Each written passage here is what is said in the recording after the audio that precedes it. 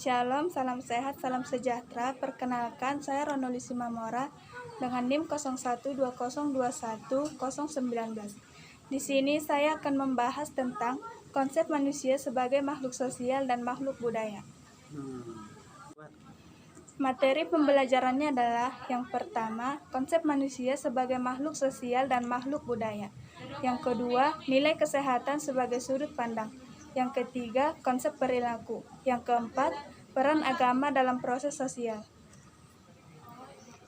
Konsep manusia sebagai makhluk sosial dan makhluk budaya.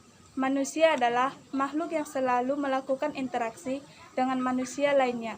Seorang manusia tidak dapat mencapai apa yang ia inginkan tanpa bantuan dari manusia lain.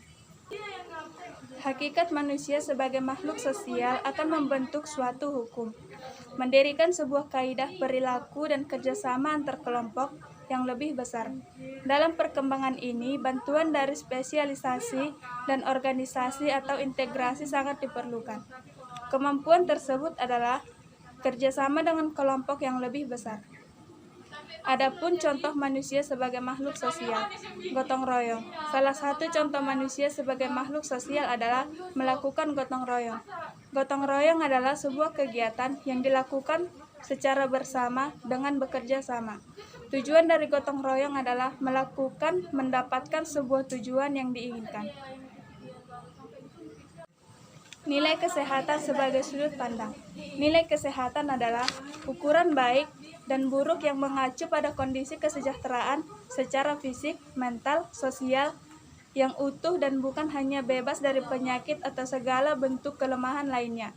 Di sisi lainnya, nilai kesehatan menggambarkan kualitas pribadi yang kita pilih untuk mewujudkan yang dapat memandu tindakan kita, cara kita memperlakukan diri sendiri dan orang lain, dan interaksi kita dengan dunia di sekitar kita.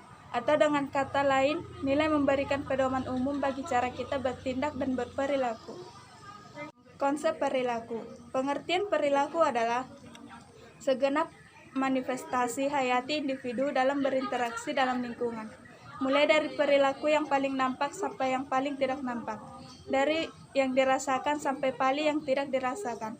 Perilaku merupakan hasil daripada segala macam pengalaman serta interaksi manusia dengan lingkungannya yang terwujud dalam bentuk pengetahuan, sikap, dan tindakan. Perilaku merupakan respon atau reaksi seorang individu terhadap stimulus yang berasal dari luar maupun dari dalam dirinya. Jenis-jenis perilaku. Jenis-jenis perilaku individu menurut Octaviana 2015. Yang pertama, perilaku sadar. Perilaku yang melalui kerja otak dan pusat susunan saraf. Yang kedua, perilaku tak sadar. Perilaku yang spontan atau inspiratif. Yang ketiga, perilaku tampak dan tidak tampak. Yang keempat, perilaku sederhana dan kompleks. Yang kelima, perilaku kognitif, afektif, konatif, dan psikomotor.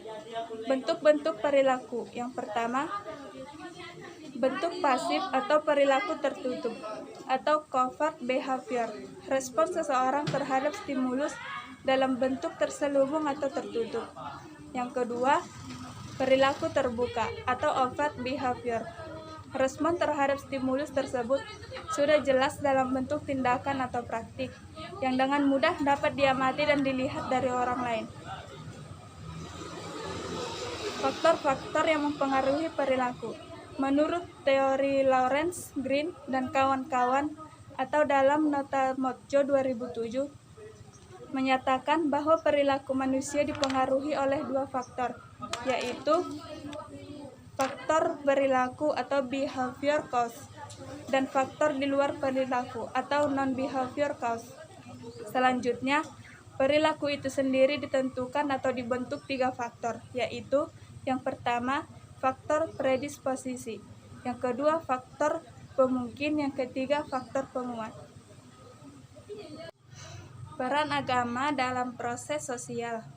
Kehadiran agama secara fungsional sebagai perekat sosial, memupuk solidaritas sosial, menciptakan perdamaian, membawa masyarakat menuju keselamatan, mengubah kehidupan seseorang menjadi kehidupan yang lebih baik, memotivasi dalam bekerja, dan seperangkat peranan yang kesemuanya adalah dalam rangka memelihara sosialisasi.